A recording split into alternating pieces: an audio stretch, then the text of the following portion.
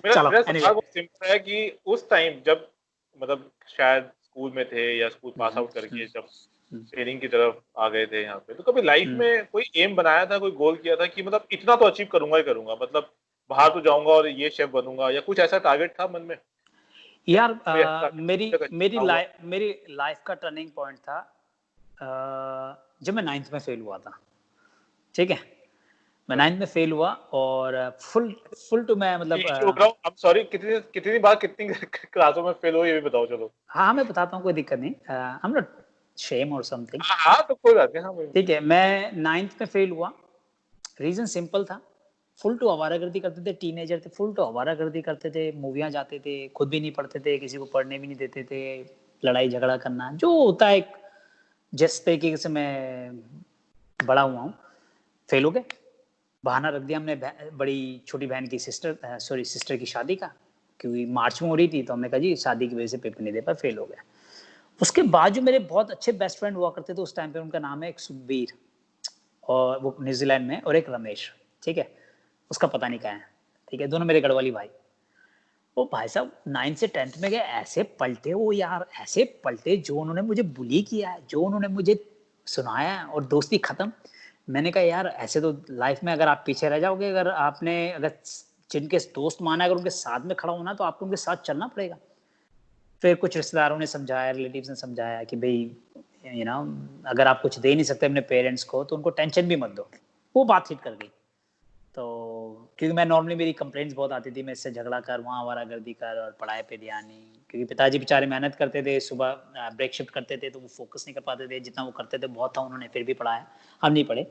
तो वहाँ से मेरी लाइफ टर्न हुई। तो 9th में फेल हुआ, पास हुए दोबारा से 10 में फिर री कंपार्टमेंट आ गई। पर मैं उसे फेल नहीं बोलूंगा, क्योंकि टेक्निकली फेल है देखा जाए, पर वो कंपार्टमेंट से री कंपार्टमेंट आ गई। और 10th हमारे अशोक होटल में अगर बच्चा कर ले, तो सीधा वो आई, वो अप्रेंटिसशिप अप्लाई करता था, सीधा अप्रेंटिसशिप करो और कुक बनो और बाहर जाओ, और बाहर से जाकर डॉलर बना के लाओ, और अपना जब आ रहे हो तो टॉय बन के घूमो। हम देखते थे अपने बड़े भाइयों को और सबको ना, जैसे ब्लॉक में होते हैं कि कोई कहीं से आ रहा है, कोई ऐसे मतलब शॉप क्या यार, मतलब ठीक है, जो थे उस टाइम पे, तो हमें भी रहता था कि हाँ। तो हमारा मेरा नहीं, मेरे ख्याल से हमारे जैसे, मेरे जैसे कई सारे जो अशोक होटल के बच्चे थे, उनका माइंड सेट था अप्रेंटिसशिप करनी है 3 साल की, आईटीडीसी से करनी है, बाहर का तो पता ही नहीं था हमें, आईटीडीसी से अप्रेंटिसशिप करनी है 3 साल की, बाहर जाना है, बाहर जाके ग्रीन कार्ड लेना है या पासपोर्ट लेना है, और रेस्टोरेंट खोलना है।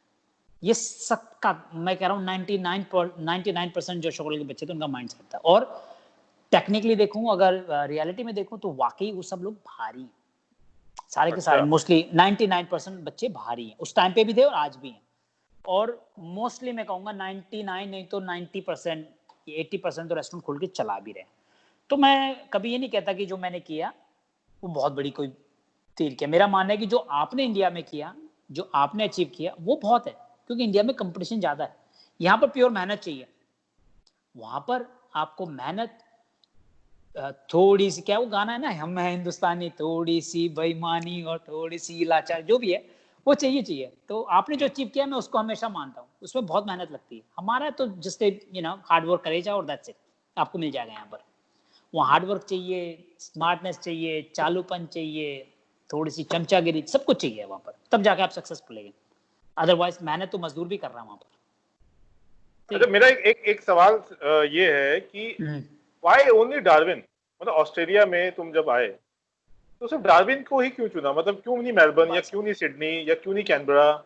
भाई साहब, मेरा जब साइप्रस से कॉन्ट्रैक्ट खत्म हुआ, तो मुझे युगांडा भी भेज देता जॉब के लिए, तो मैं वहां भी चला जाता, श्रीलंका तो जाफना ठीक है, भेज देता, मैं जाफना वो भी मान चला गया, जाता। मैं कह रहा हूँ अब 18 साल हो गए ना वहाँ पे ऑस्ट्रेलिया में ग्रीन कार्ड डार्विन नहीं ही है, तो क्यों, मैं इसका सिंपल सा क्वेश्चन है कि अमित नैयर यहाँ डार्विन में था, और उसने मेरी जॉब जो है यहाँ डार्विन में ही कराई थी, ठीक है। अब वीजे पे आए हो, वर्किंग वीजे पे आए, तो यहाँ से छोड़ के भाग के, मतलब उसको कहते हैं अनसेटिस्फाई होना, और जरूरत से पहले जल्दी भागना, और सब कुछ बहुत जल्दी हासिल करने की भागना। जरूरत से ज्यादा भागोगे तो गिर जाओगे, मेरा शुरू से माना, पेशेंस बहुत जरूरी है। तो जब मैं यहाँ आया, अमित नैयर यहाँ से मूव कर गया मेलबर्न, क्योंकि वो सिटीजन था, उसको मतलब और ग्रो जो कर सकता था वो मेरा मेलबर्न बड़े मेरा सिटी। एक्चुअली में सवाल भी यही है कि आफ्टर सिटीजनशिप जब तुमको ग्रीन कार्ड मिल गया, हाँ, उसके बाद क्यों नहीं प्लान किया या सोचा कि मैं किसी बड़े शहर क्योंकि में मैं सब जाके? उससे पहले मैं हाथ पैर पसार चुका था ना, मैं बिजनेस स्टार्ट कर चुका था। ओके, ठीक है, मेरी पीआर आई और विद इन 3 मंथ्स मैंने अपना मतलब अपने बॉस को परमिशन लेके मैंने अपना बिजनेस स्टार्ट कर दिया। अब जब बिजनेस स्टार्ट कर दिया तो आप लीगल डॉक्यूमेंट्स में फंस जाते हो, तो आप जल्दी से कहीं नहीं जा सकते। प्लान बिल्कुल क्लियर था कि अगर ये बेचना था, अच्छा नहीं गया, फर्स्ट बिजनेस अच्छा नहीं गया, इसको बेच के मैंने निकल जाना था। पर फिर मैंने कहा यहाँ से निकल के जब जब उसको बेचने की बारी आई, उसको सेल करके निकलने की बारी आई, तो दूसरी अच्छी लोकेशन टकर गई। तो वहां पर कैलकुलेशन किया, हाँ यार ये लोकेशन तो वाकई मस्त है, इसमें तो 100% लॉस के चांसेस नहीं है। तो वो फिर उसमें इन्वेस्ट किया मैंने, तो वो क्लिक कर गया, वो अच्छा चला गया। तो बस फिर चला गया, तो फिर प्रॉपर्टी खरीद, ये खरीद हो गई, तो फिर अब अटक गया। अब जाना चाहो भी तो बड़ा हार्ड है सब कुछ बेच बाच के निकलना ना, इसलिए डार्विन। पर अभी कितना छोटा सा चेंज? शहर है, अभी छोटा शहर है, पसंद भी आता मुझे। ओके, कितना चेंज है तुम्हारी अपनी पर्सनालिटी में, अगर तुम खुद अपने आप को सेल्फ जो कहते हैं ना एवेल्यूशन, अगर अपने आप को खुद आंकलन करो अपनी उसका, कि जब तुम शेफ थे किसी और के लिए काम करते थे, अब तुम अपने लिए काम करते एज ए बिजनेस ओनर, अभी भी तुम आई एम श्योर किचन में खड़े होकर के एज ए शेफ काम करते होंगे, मतलब बिजनेस ओनर कम शेफ है ना, अपना रेस्टोरेंट कुछ चला रहे हो, तो वर्कर्स भी हैं साथ में, तो कितना माइंडसेट चेंज हो जाता है from as a worker to business owner? Mindset तो टोटली चेंज हो चुका है। ठीक है, माइंडसेट तो टोटली चेंज हो चुका है। पहले ऐसे बिलीव होता था, ऐसा लगता था कि नहीं यार, हम शेफ है, हमारी से चल रहा है बिजनेस, हम ही रन कर रहे हैं, हमसे बेस्ट कोई नहीं है। पर वो सब वो बेकार की बातें हैं सारी की सारी। ठीक, वो सब बेकार की बातें हैं। तो मेरा तो तुम्हारे चैनल के माध्यम से ये है कि जो भी हमारी इंडस्ट्री का, क्योंकि जब हम किसी के लिए काम करते हैं, मैं वो सोच बता रहा हूँ, और अब जहाँ बैठा हूँ उस पर बता रहा हूँ मैं आपको। आपके चैनल के माध्यम से ये कहना चाहूंगा, जो भी हमारी इंडस्ट्री के, चाहे वो मैनेजर है या शेफ है, अपने दिमाग से बात निकाल दो कि यार हम किसी बिजनेस को रन कर रहे हैं, हमारी वजह से ये, और हम तो अपना खोल लेंगे, तो हम जब हम इसको बना के दे सकते हो तो हम अपने लिए और भी कर सकते हैं। नहीं, दैट्स रॉन्ग। कंपनी, आप कंपनी छोड़ दो, कंपनी दूसरे को हायर कर लेगी। हो सकता है वो आपसे बढ़िया हो सकता है आपसे बेकार हो। ठीक है, तो आप कंपनी से नहीं हो, सॉरी क्या बोलते हैं, कंपनी आपसे नहीं है, आप कंपनी से हो। तो आप, मैं ये नहीं कहता कि आप मतलब एक जगह गुलाम बन के करो। अगर आपको कोई अच्छी अपॉर्चुनिटी मिली, जाओ, no one's gonna stop you, जाओ, पर एक अपने रिलेशन को मेंटेन करके जाओ। ठीक है, पर यही अगर मैं पहले था तो टोटली था, अरे छोड़ना, देख लेंगे, कर लेंगे, कौन है, अबे हमें, वो सब अभी चेंज हो गया। एज ए ओनर बहुत चेंज हुआ। ऑन एज ए ओनर भी नहीं, मेरी टोटल पर्सनालिटी ऑस्ट्रेलिया आने के बाद बहुत चेंज हुई है। हाँ, ऑफ कोर्स, मैंने देखा है क्या। नहीं, पुराने लोगों के साथ अभी भी वही हूँ, पुराने लोगों के साथ अभी भी वही हूँ, पर टोटल पर्सनालिटी चेंज हुई है यहाँ पर आने के बाद। कितनी बड़ी परसेंटेज में इंडियंस वहाँ पे होंगे डार्विन में? सिर्फ डार्विन की बात कर रहा हूँ, मतलब नंबर्स में अगर बता सको तो ठीक है, नहीं तो परसेंटेज वाइज ही कितने मैं होंगे? ऑनेस्टली मैं ज़्यादा पढ़ता लिखता नहीं हूँ, तो मैं इस चीज़ को सर्च भी नहीं करता हूँ, पर हाँ यार, एक रफली है कि होंगे आराम से यार। अगर इंडियन की बात करो तो होंगे 10-15-20 हज़ार तो होंगे रफली। छोटा सा शहर है, छोटा सा। कोई मतलब आराम से इजीली कनेक्ट हो जाते हैं? कोई ग्रुप इस टाइप का बना हुआ है कोई इंडियन कम्युनिटी का? बहुत ग्रुप है इंडियन के। इंडियन सोसाइटी है, हिंदूज हैं, तमिल द्रविड़ है, तेलुगु ग्रुप है, कम्युनिटी है, केरला ग्रुप है, मलयालम ग्रुप है, गुजराती एसोसिएशन है, सिख कम्युनिटी है। तो बहुत कम्युनिटी है, अलग अलग कम्युनिटियां लोगों ने बना रखी हैं।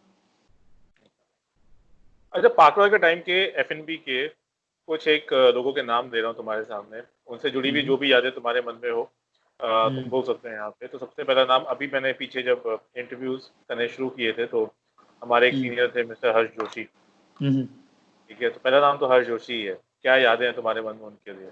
नहीं, हर्ष जोशी बहुत ही जॉली नेचर के थे।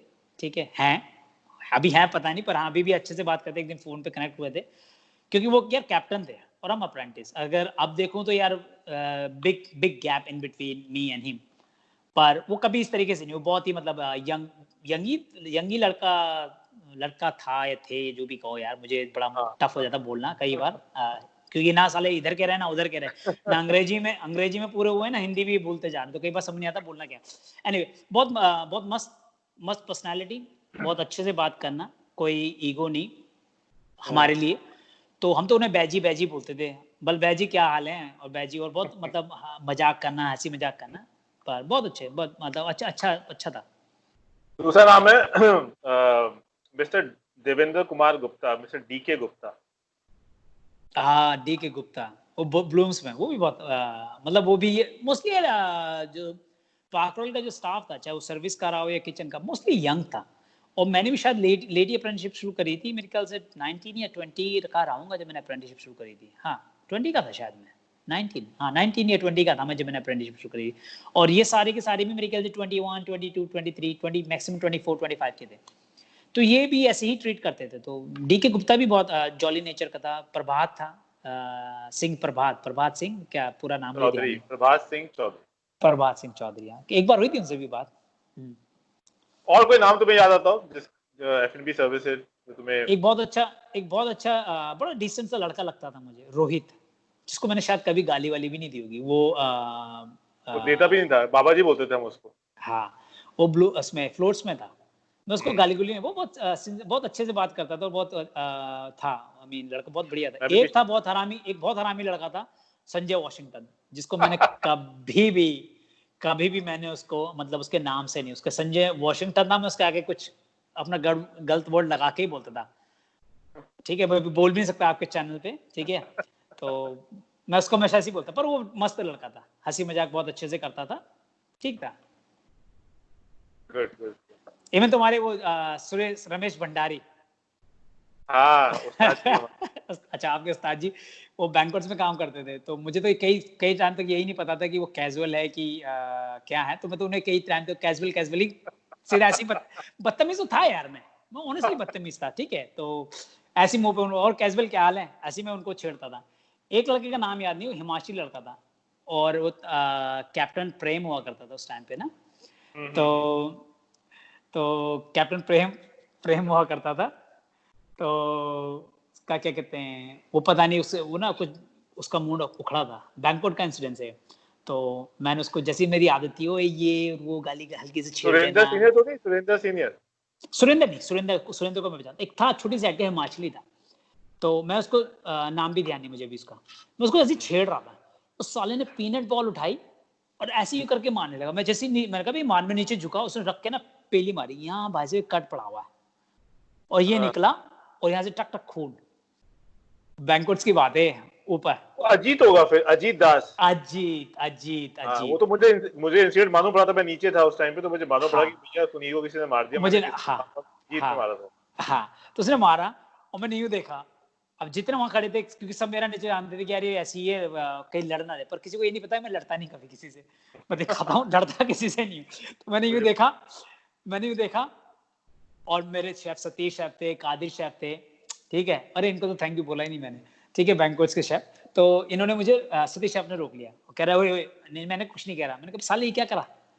और भाई मैं फिर वहां से, उन्होंने सतीश शेफ ने मुझे भेज दिया और मैं जाते वो स्टिचेस लगा के गया। अगले दिन मुझे 300 रुपए दिलवाए थे उससे, साले दे से कंप्लेन करेगा। मैं तो खुश हो गया, मैंने साले 300 रुपए आ गए।